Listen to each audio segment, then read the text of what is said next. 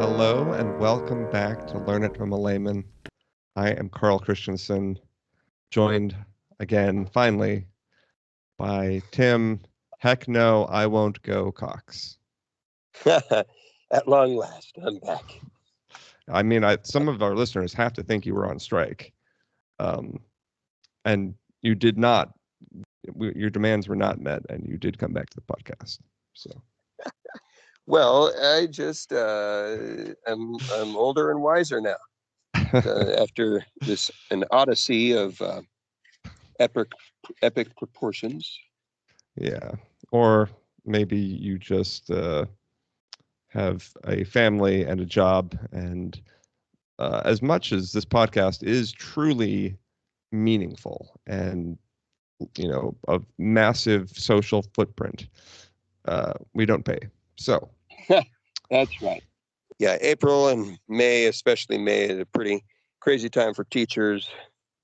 But now that we're in summer, things are a lot more open. well, So it's that's good. for you. Yeah, we're going to talk about teaching tonight. I don't know if this is going to be like part of the basics, um, you know, whole genre that we've done, or but we're going to talk about why you become a teacher, how you become a teacher, what that entails, and the big payoff that you are entailed, that you're due as a teacher. Yes, yes, yes. Speaking with no sarcasm. Okay, let's start with why you are a teacher, Tim. Okay, this is deep. All right. Yeah.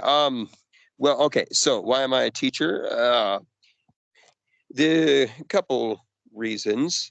Um, one and probably foremost is the you call it, I guess, the altruistic motivation that you have. I think everyone wants to do good in this world, right? Um, a few people grow up and say, "I want that warm, fuzzy feeling of being a robber baron or an evil, slumlord or whatever." uh, right? And the truth is, there's lots of good you can do in this world, even in jobs that we don't consider, as being warm, fuzzy jobs. If I work as an engineer or whatever, um, there's a lot of good to be done. You can build things or design things. You work as a lawyer, you can help people in need and so forth. And but teaching is especially, I feel like, especially strong in that regard. Um, you're doing a service not only for society but for individuals that you're working with, and so you really feel good about what you're doing. And so that's honestly a reason why a lot of people go into teaching, because of the that altruistic, I want to make the world a better place kind of thing. And it's kind of trite and gets overdone and talked about a lot, but it is a major motivation for sure. Um, the Okay, I don't mean to shortchange your answer here. If you have other reasons that you are a teacher, though, I'm sure they'll also come to light.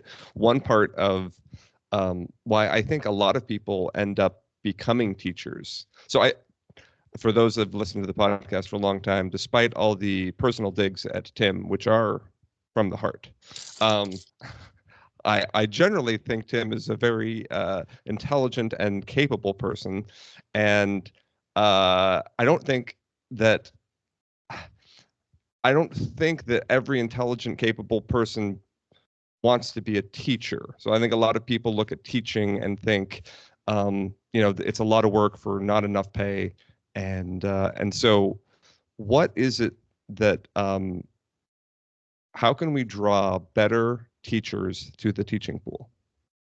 I think,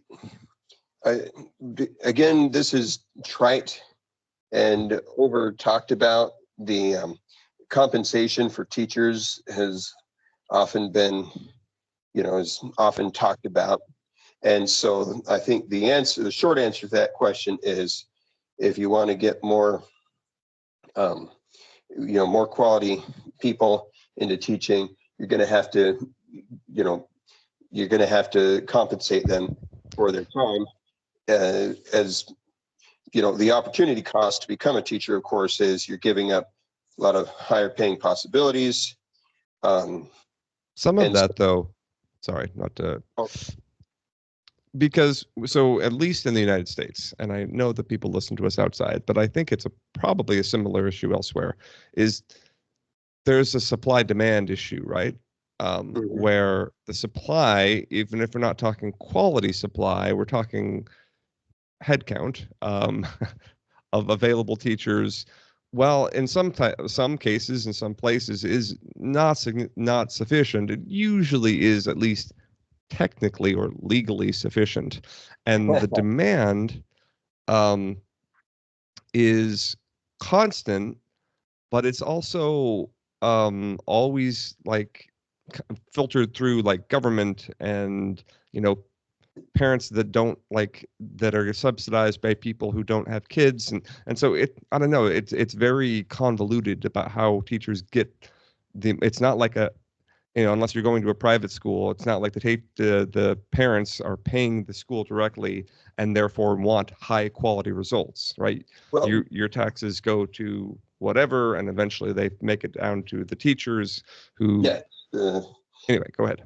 Yeah, and so you're right about that part, that it's not the supply and demand curves are not working, at least not like in a traditional market setting. So it doesn't apply.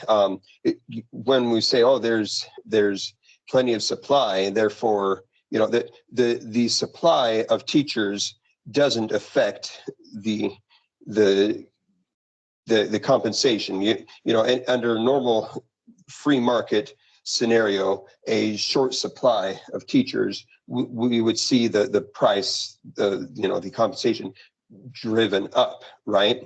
But because education is not a free market, it's not a free market. Supply and demand don't apply. So yeah, and in fact, I mean, you talk about how there may or may not be a shortage. I propose that there is a shortage.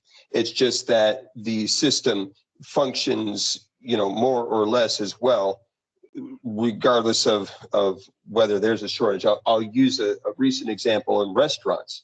A lot in the United States, at least in recent few years, a lot of restaurants, the quality of service went down because there was a shortage of restaurant workers. The restaurants weren't necessarily going out of business, at least not all of them, and they were making do with what they had. Was there a shortage of restaurant workers? Yes. Were the restaurants still open and still working? Yes. And so we see that in education. There absolutely is a shortage of teachers. It just doesn't always appear that way to an outside observer, because schools are still running, kids are still going to school. We just have classes of 35 instead of classes of 25.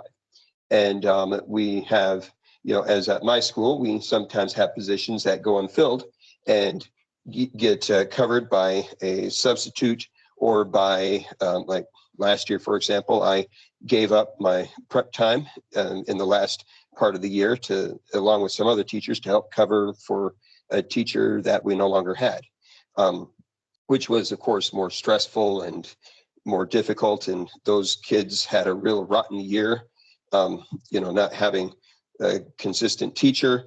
And so anyways, there's all these things that happen in a system that aren't, apparent unless you're sitting there looking at it. The bottom line is all of this is good reasons why a lot of good, talented, and altruistic people look at and think about education and say, no, thanks. And that's not necessarily a bad choice, to be honest with you, because there's a lot of headache, and I can count on one finger or zero fingers all the teachers that I've known that haven't had a lot of headaches to deal with. And we have to be careful here, because teachers, if you know any teachers, teachers are very good at griping, and kind of a running joke in our family, because we have a number of teachers that you sit any of them together, and before long they're going to start swapping stories and whining about something, and which tells you, I think, two things. One, teachers are good at complaining, and two, that there's a lot to complain about.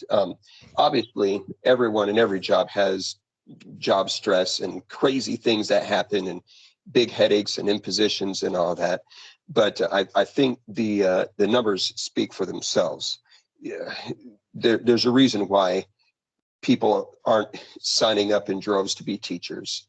The compensation isn't great, and everyone knows it's a difficult and thankless job with a lot of stress and not a lot of benefits. And I'll add to that, not a lot of social prestige. Okay, so you're marketing it really well right now for all the people that clicked on this podcast to figure out how to become a teacher.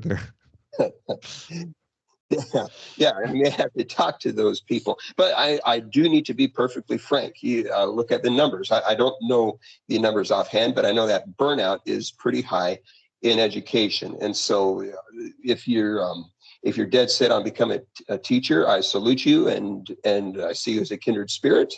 And I also warn you that half of you, or give or take, I don't know, will be quitting teaching and moving on to a different career within 5 years. Wow. Is it really that bad? I don't know if it's that bad, but I do know that it's a substantial number. Again, all of that depends on where you start and what you end up with. I know teachers who started at my school, which is a college prep, catering to motivated and kids who are really dead set on going to college. And it's a much easier gig than, say, teaching at a school with a lot of poverty and kids with who have a whole lot of difficulties on their plates and may not be 100% bought into school, where that's a really tall order for a teacher. And that's the kind of scenario that just can burn through a lot of teachers real fast. Anyway, so what I'm basically saying, I guess there's two people I'm talking to. One is society in general, trying to air some of the grievances that I've got, that teachers have, that could use resolution. And then I guess talking to people who are considering education and say, why on earth would I sign up for this? I hope that you're talking to more than two people, but I guess at this point in the podcast, who knows? Okay, let's do a couple rapid fire, because I do think a lot of people, because everyone is exposed to the profession, right? Everyone's seen what a teacher job looks like, at least from the student's perspective, right? Like, obviously they don't see the long nights grading, all of the headaches, all of the meetings, all the whatever else, but they see it. They get the exposure from the student side. And so a lot of people have at least cursory interest in becoming a teacher. But it might become it becomes unclear very quickly how to do so. So, Tim, rapid fire, a couple quick questions. Do you need a college degree to become a teacher? So yes, the short answer is yes. To become a regular teacher, you do. Now, beyond that, for example, becoming a substitute is a little, standards are a little looser, and it also kind of depends on area. There will be different regulations and different kind of standards wherever you go. That was my next question. I know that your dad was the principal of an international school. What did the same hold true there? Everyone that he hired, everyone that was that taught at that school, also had a college degree? Oh, absolutely. And so those international schools are kind of the that's the vacation destination for teenagers. I remember touring my dad's school in China class sizes were capped at 18, which was Rough. about half, maybe just over half of what my class sizes were back here in Arizona. Um, and each class had a full-time adult aide who, helping out the class. And of course, the compensation was better. So those, obviously, with a nice package like that, you have to come with a little more to offer. So I Right. believe that for that kind of thing, I think most teachers had a master's degree or Okay. something really good and unique to offer the school. So if you Yeah. need to have a college degree, do you also like, is there a separate teaching credential? Or if I went into school and got my degree in communications or something like that, am I then just set up? I can go apply to be a teacher? So you cannot just become a teacher with any degree. You do need to have an education degree, and there are different education degrees. There's uh, elementary, and I'm speaking, of course, the kind of United States model. I'm Right. not too familiar with models in different schools. That I'm sure there's variation, but from my experience, for example, you can get an elementary education certification, which you're qualified then to teach from preschool to sixth grade. And then there's secondary education, which you're qualified to teach from, sixth to 12th.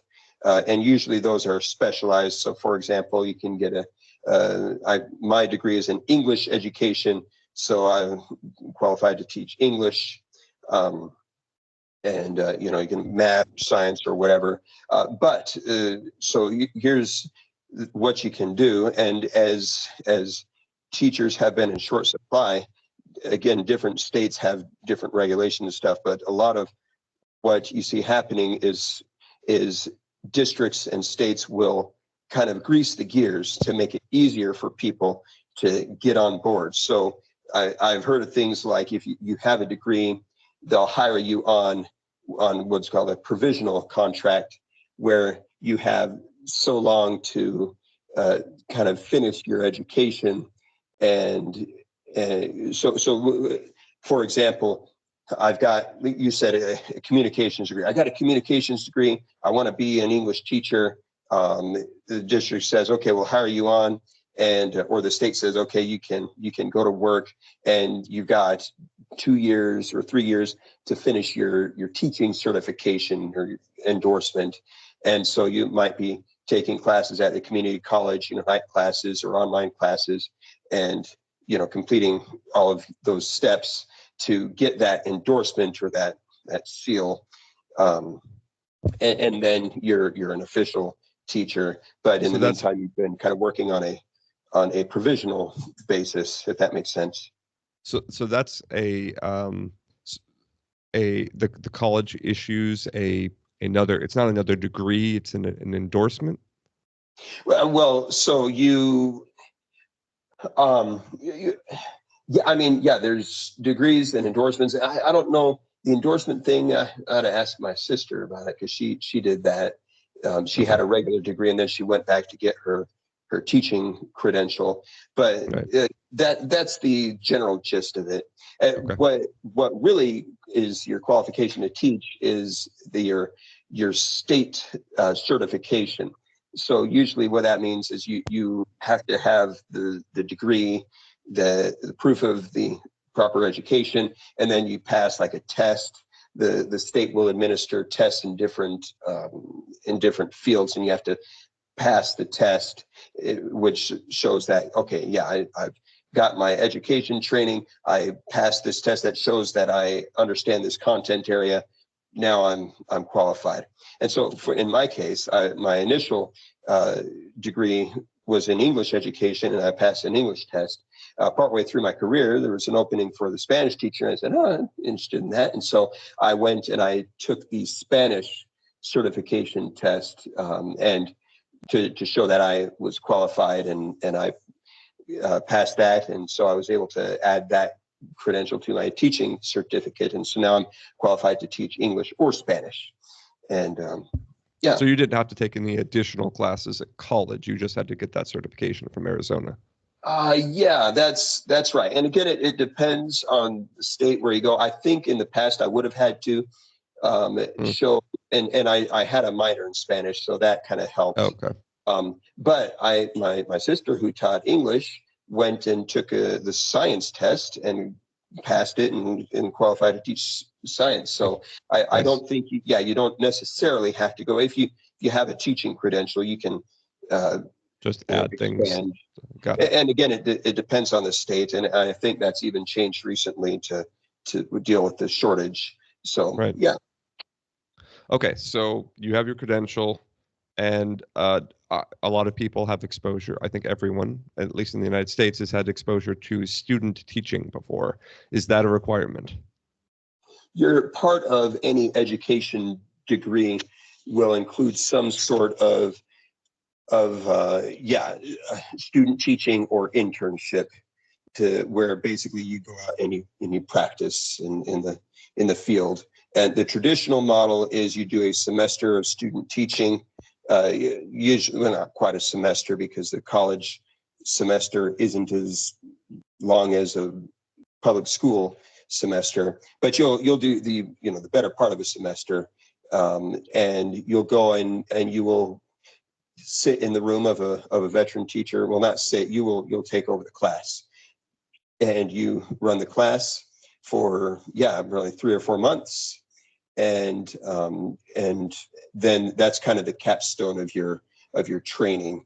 You complete that, and you usually do like projects and stuff associated with it. You have to submit lesson plans, um, reflections, and all of this stuff. It's a lot of work. And then when you complete that, that's kind of the end of your education training. I did something different. I did an internship, which instead of going in for one semester, I was actually given my own class and next door to a mentor teacher. And I actually taught for the whole year rather than doing student teaching. And I got paid a half salary to do so. So rather than do one semester for free, I did 2 semesters for half price. So um, Two anyway, for one. yeah, that's right. So Just and that's how I got my. So that's just a different model, but there's usually I think those are the two that I'm most familiar with. okay. So you got your degree. Because so as part of that, you got your student teaching done. You got your teaching credential in whatever state you're in. Um, and now you're looking at getting a job. So you've applied, and everyone's seen these really, inspiring movies. These inner city teachers that are like, you know, inspire all the kids to go, become the Mighty Ducks. Wait, I might be crossing wires here, but um, I'm now looking to interview, and like you said, you work currently at a college prep school, like very. I'd imagine it's harder to get a job there as a teacher than at an inner city school. So if I have my teaching credential but have no teaching experience, am I going to need to go start working at one of these schools where where I'm going to have to deal with a lot more disciplinary issues? Yeah, good question. Okay, so the answer is it totally depends.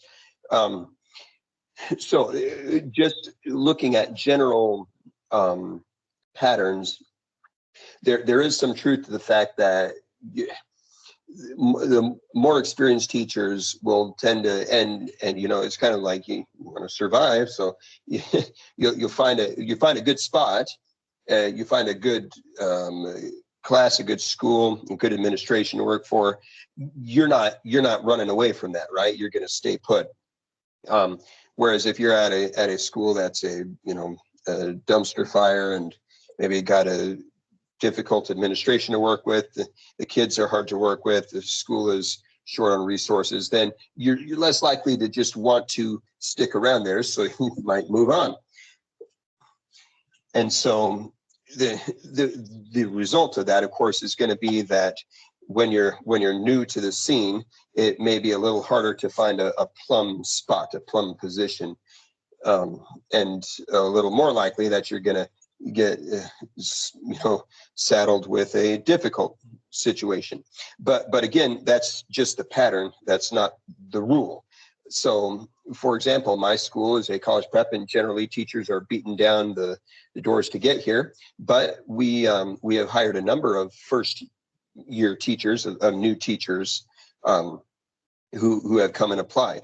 So the bottom line is you go out and you work hard to get your name out there and apply as many spots as you can, and see what you can rustle up. There's certainly good spots out there and good places available to people who will look for them. Now, another pattern is that certain teaching positions are more difficult than others to get a job in. So, for example, my dad, who was a principal for many years, he would lament sometimes he would go and interview these really excellent teacher candidates for history positions as history teachers. And they were just great teachers, but he just didn't have an opening for them. On the other hand, he would often struggle to find good candidates to fill math and science positions. So if you're going into teaching as a math teacher or a science teacher, you will, as a general rule, be more likely to have opportunities and openings than if you're going in as a history teacher. I think a couple reasons for that. One is, let's be frank, math degrees and science degrees are more challenging than history degrees. And I say that as a humanities degree guy.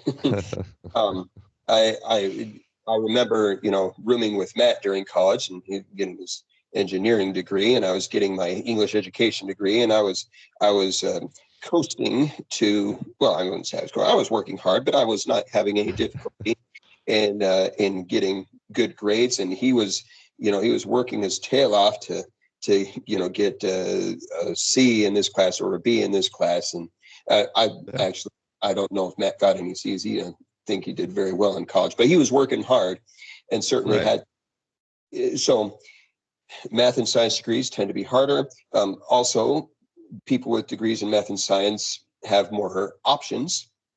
If I got a degree in math or science, I can go out and work in a number of fields. If I got a degree in history, I can teach, or I can write history books, and those are both also very lucrative.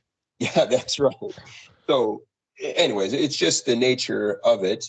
That said, if you love history, then go for it. You may have to work a little harder to find a position, but I know tons of people who are great people who got history degrees and are now teaching history and doing great with it. And it just, there's not as many positions available. So of course, the other trick that I'll mention for people who are going into teaching, one great thing to do is to make yourself desirable by having multiple offerings that you can offer at a school. If you're kind of a one-trick pony and you say, all I can do is teach drama, then you're not going to have a lot of opportunities, because there are not many drama positions out there, and the ones that are out there are taken, most of them. So just you're going to want to, for example, if drama is your passion and you really want to do that, then maybe you say, okay, I'm going to get myself a drama degree, but I'm going to get a minor in math. And so that I can teach math classes and also maybe run the school's drama program. And a principal who is working hard to make, to fill all of their positions is going to be much more likely to hire a drama teacher who can also cover those math courses that they need covered, than a drama teacher who can't offer anything else. Yeah. So diversify. anecdotally and interesting, this is a bit of an experiment for listeners. If you think back on your experience in school, if you think about your history teachers or your, English teachers, um, I know for me personally, they are some of my favorite teachers, and my math teachers were kind of hit and miss. And it wasn't necessarily the subject matter. Uh, I think, like you said, there's more competition for to be a history teacher or an English teacher or something like that. So you are weeding the people that are less lower quality teachers out.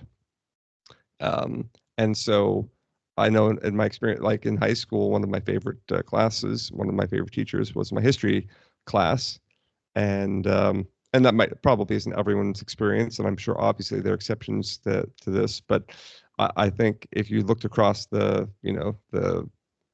whole big picture of teachers out there, um, because there's more competition in some fields, you start selecting for better personality traits, better ability in teaching for these jobs that are more pure teaching jobs, and they don't have the other options. Um, okay, two other questions for you, Tim, at least. Okay, you have a job now. You're getting paid, I mean, just slightly more than what you did at Little Caesars. But not as much free pizza. Darn it. Not as much as what? Not as much free pizza. Oh, that's true. Okay, and are you required to become part of a teaching union? No, at least not in Arizona. I don't know about other states. I don't think I've taught in 2 states. Didn't need to be a union member in either. I'm not sure if that's different elsewhere, but I believe in most places that you don't need to. Isn't I don't know about California for sure, but I know that there are. I mean, the labor union here in California for teachers, I think, is pretty strong. Um, pardon me. Um, anyway, okay, so you don't have to be part of the union, but you can be, right? Correct. Oh yeah. And what are the benefits of being part of the union? So the union will sell a lot of benefits. I mean, they have legal representation and so forth.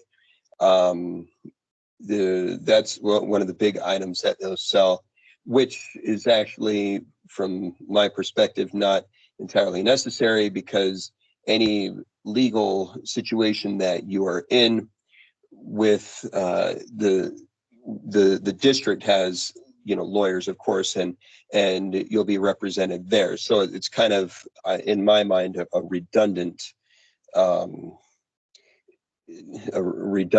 benefit. Um, that said, I guess the one time you might need union lawyer representation is if you need representation against the district. Mm.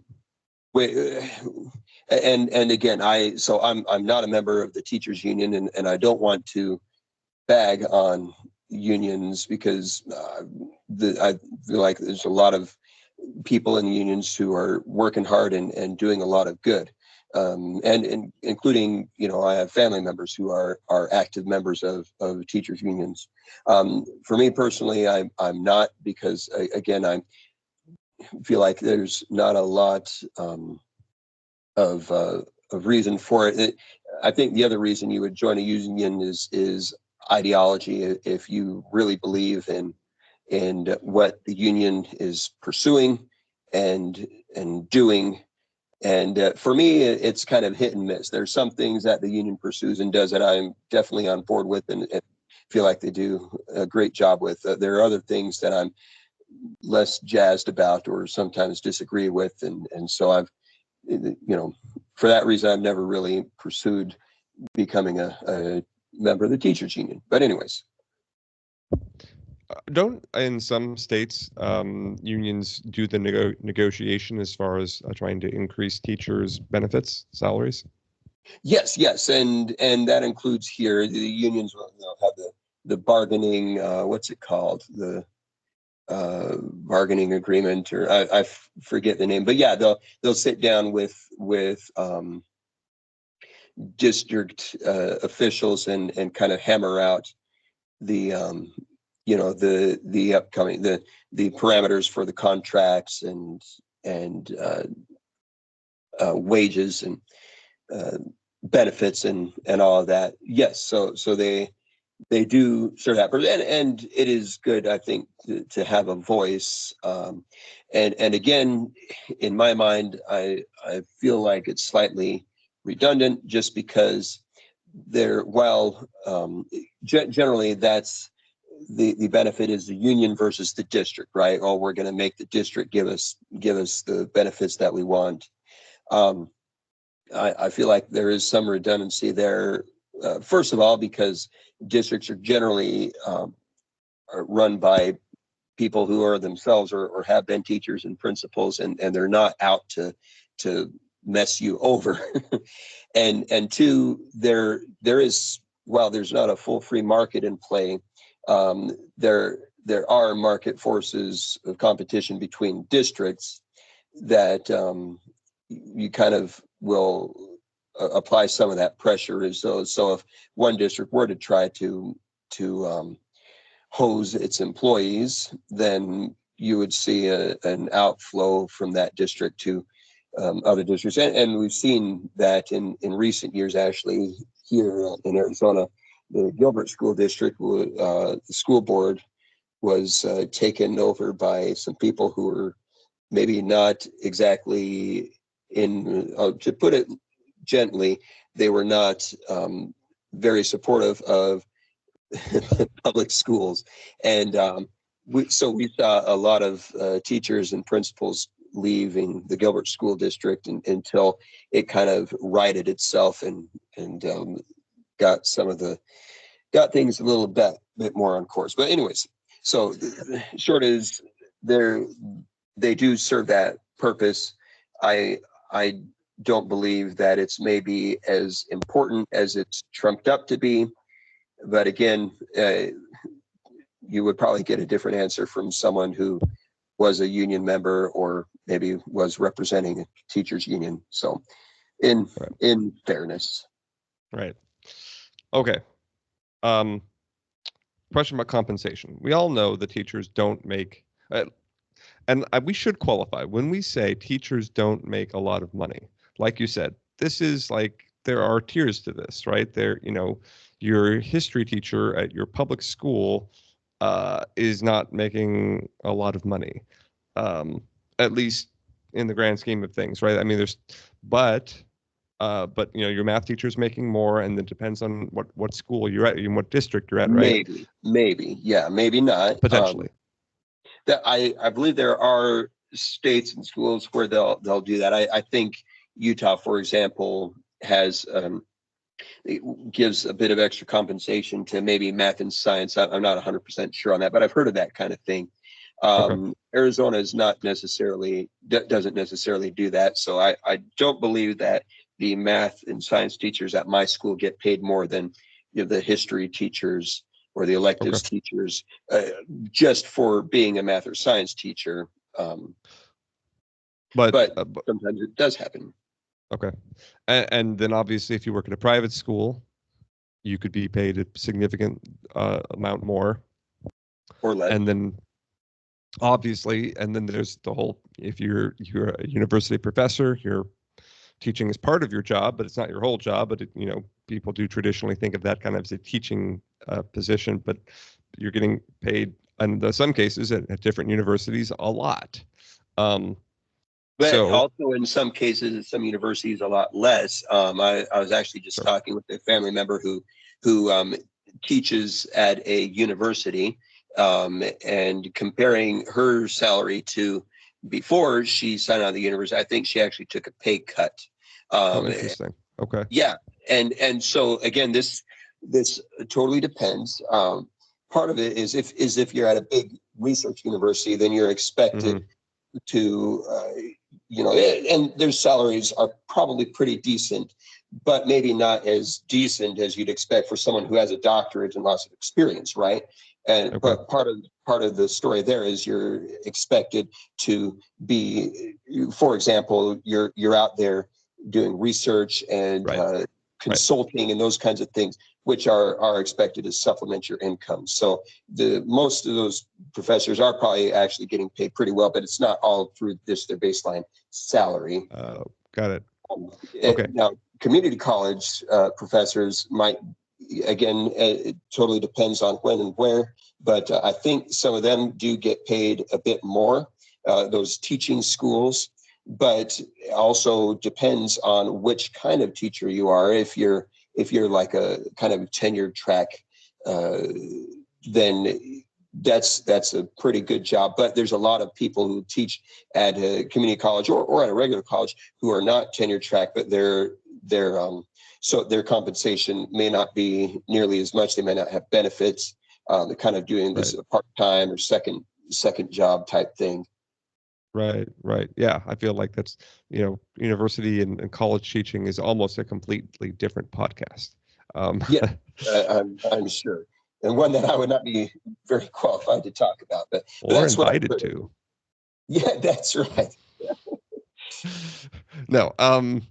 Okay. So, but some of the ways that you can increase your pay as a public school teacher is increase your educational degree level, right? So, if like you got your master's degree and you got a pay bump, right? Yes, that's right. And that's traditionally how you kind of make it as a teacher. You have to you get extra education, you get an extra degree or credential, and that increases your salary. Though honestly, it's not as nice as it used to be.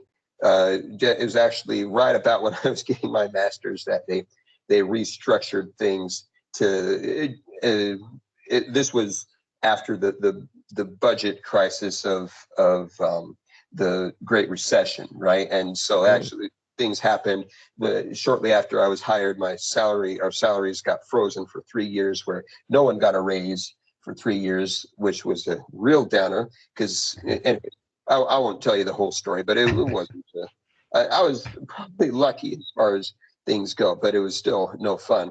And then they restructured compensation plans and made getting like a master's and all that stuff. You still get extra pay, but it's maybe not as big of a bump as you might hope, especially considering the costs that you incur in getting a higher education degree. Um, right. but if you can get that, the good thing to do is to get that kind of credential early on, or maybe even before you start teaching, so that you can enjoy the benefits of it your whole teaching career. If I go and I teach for 10 years, then then I get my grade, then I'm only reaping that increased pay benefit for 2/3 of my career instead of the whole career. So Right. Right. So yeah, that's a good insight. Okay, one or two more things for real this time. Uh, Pay, not huge, but I think the layman knows that one of the reasons like you get pretty good benefits as a teacher, right? yes, yeah, we get health, and a retirement pension, and so yeah, and I'm going to be brutally honest here. Teacher pay is not. So here's what I'll say. People are like, oh, I can't make it as a teacher. I kind of, that's a little bit difficult for me to believe. I have a family of six. My wife and I, and we have 4 kids. And my wife, she will sometimes work at home, doing teaching a preschool out of our home, but sometimes not. Like currently, she's not, and we're doing just fine on just my teacher income, and that's it. We're certainly not living a life of luxury. And I will add this caveat that we were able to get into our house before property values skyrocketed. So it'd be a bit harder to buy a house now. So, but the sob story you hear from people that all teachers are starving, and I don't quite buy it. But that said, the other side of that is the compensation really isn't that great. I won't give the numbers for my salary and compensation. They'll say for having 17 years of work experience, I again could be earning a whole lot more in other fields. So that's just the bottom line that we have to grapple with as a society, is that we are getting a lot of mileage on the fumes of altruism of the people who work in education. But altruism will only take you so far, and it's really not as powerful a mechanism as a free market and self-interest. That Okay. said, I won't pretend like the solution is easy, because there would be other problems in opening up our education system to free market forces that would be highly problematic. So it's not Yeah. like there's an easy fix. Yeah. But we're going to find it in this podcast. So just That's hang right. on. Okay. Uh, so you get benefits. You don't get paid a lot, but you get paid enough to eat okra from your backyard, like Yes. Tim does. I need to plant some okra. Good. Thanks for reminding me. Um, and the benefits, the biggest benefit you get as a teacher, besides the health insurance, um, used to be that you got like a pension. For example, my mom, who is a retired high school teacher, has a pension and will until the day she dies. Um, you don't have a pension, right? That they're essentially teaching pensions are dead, right? I've got a retirement, like I've got they call it the Arizona State Retirement System, and yeah, I pay into it every paycheck, and I've got a. Right. But that's like a 401k, right? That's more like your own savings account. No? Oh, well, no, it's like a 401k. I'm Right, not. right, right. Yeah. I mean, Oh, is it's that a what you're? retirement plan. It's just not a pension where like I said, my mom, if she lived to 100, would like continue to just pull the same amount and she doesn't have to worry about. I mean, it's a positive and a negative, right? It's kind of like Social Security, um, where you can't allocate it yourself, you can't invest it yourself, but you also don't have to, and you get to just lean on it, and it just comes in every month, like clockwork. That is not a thing anymore, right? Now you have more like 401k style retirement as a teacher. I guess I was under the understanding that my retirement benefits were that I worked in in my dad worked in the Arizona system as well, and I hadn't heard that there was any shift in No. in how they're doing it, but I don't know, maybe I need to look into that. I will say this though, the I'm very comfortable with the retirement plan that is offered. I'm of course doing my own, Roth IRA investments on my own on the side, because I don't want to depend on just one thing. But anyways, maybe I'll have to look into that and see if it's not quite as rosy as what my dad and your mom are getting. And now I've disillusioned Tim, and No, thus we'll I've, end the I've podcast. made a mistake. No, Ruined everything. I'll give you the last word, Tim. But before I give you the last word, I do want to say, so like you said, that altruism will only take you so far, but there is something really meaningful and truly moving about the effect that you have as a teacher on your students. So my dad passed away a couple of years ago now, and at his funeral, there were a number of his students that were there. My dad was a university professor, and so I don't know actually if that's better or worse as far as how connected students are to you. But many of the students that my dad taught were very clearly affected by what his influence on them and how their worldview, and to the point where they were penning tributes to him and coming to his funeral and doing all kinds of uh, different displays of gratitude and uh, that is meaningful, and there is something to that shows you that it is a profession worth doing. I love my job, but my software isn't going to pen me a uh, a tribute after I Oh die. no, but by the time you get there, we may have some AI that'll be really AI, excited yeah, by you. will write me a little tribute. But no, that's anyway. Just for all the negatives that we've talked about in this podcast, and all the things that you're going to deal with, and all the things that we haven't talked about as far as disciplinary issues and political issues and whatever else you have to deal with as a teacher. The reality is, will almost certainly, if you stick with it long enough, get to the point where you touch like a large number of kids in a meaningful way, that you're able to inspire them and help them and move them forward in life in a way that no one else could like you did.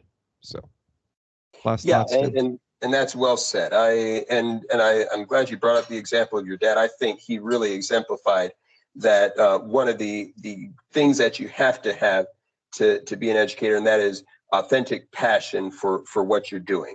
So here's a sign that you want to become a teacher and that you might be well suited for it. If you are really energized by something in this world that you find fascinating or incredible, and you want to share it with people. For your dad, it was literature, right? It was so fun to hear him talk about. And I think I can probably speak to what those students were penning, because although I wasn't ever an official student of your dad, I was a student of his informally by being able to be with him and listen to him, teach. And yeah, you could feel that passion, and it lifted you up and enlightened you. And anyways, that's something that if you really love science or really love English or math or whatever, people who really love fitness, go be a PE teacher, right? And bring that joy to others. Another thing that a good sign that you might want to become a teacher, if you love working with people, if you're energized by showing someone how to do something, by helping someone figure out and overcome a problem, being around people in that way, then that could, anyways, those two things are probably big signals that you could have a fulfilling career as a teacher.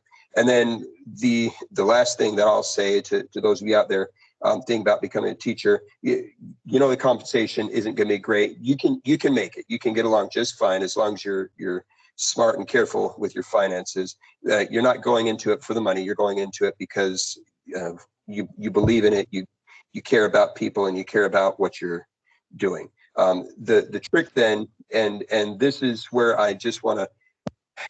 I just have seen so many times idealistic people come in and be totally smashed and ruined by the really grueling, dark, and soul-sucking realities of education. It will just, eat you out from the inside out. And so what do? You want to become a teacher?